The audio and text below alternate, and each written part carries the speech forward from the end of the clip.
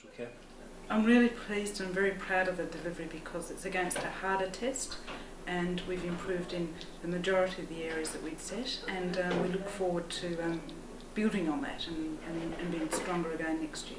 What would you say are the particular success stories? I think the particular success stories is consolidating and building across the board. So we've aimed to improve everywhere, so that is good in all areas except one, and that area we're aiming to be at least that next year, if not stronger, and we're providing a good quality service to our residents, which is, I think, something that everyone could feel reassured with.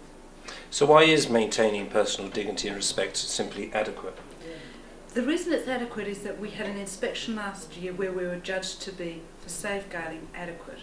And we put an improvement plan in place and we've delivered very well against that improvement plan.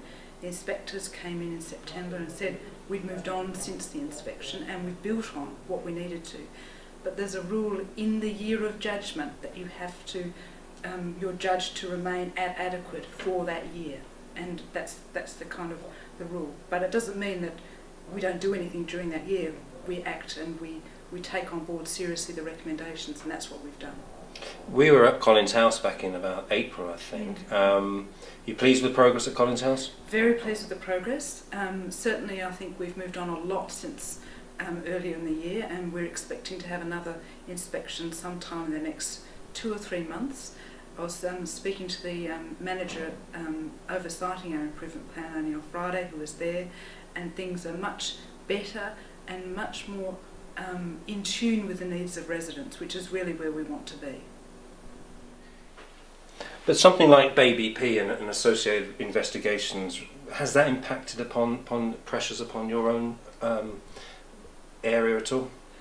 I think that nationally you couldn't work in social care, whether that's children or adults, without having an absolute focus on safeguarding, and that has really been a very important shift before Baby P but subsequent to Baby P. I think everyone recognises that safety of vulnerable adults and children has to be very much at the forefront of our minds and our actions, and it's certainly something I'm personally very acutely aware of in all that I do, particularly around the operational and the commissioning side of adult social care.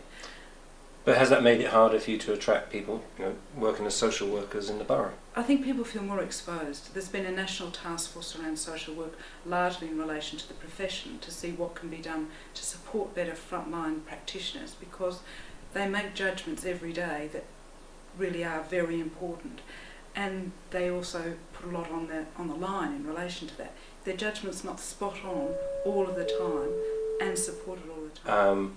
And you're confident that some of the schemes or systems you're trying to put in place regarding using unqualified social workers, that's something that the Labour Party leapt on, saying you could cause another Baby P. Was that unfair of them to say that?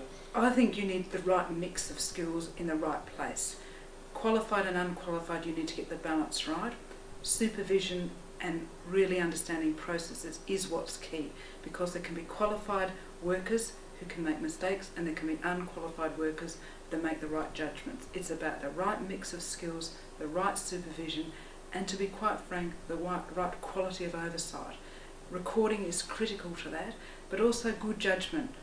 You don't get good judgment by automatically having certain people with certain qualifications doing it. It's about training, support, mentoring and supervision. The whole mix is important.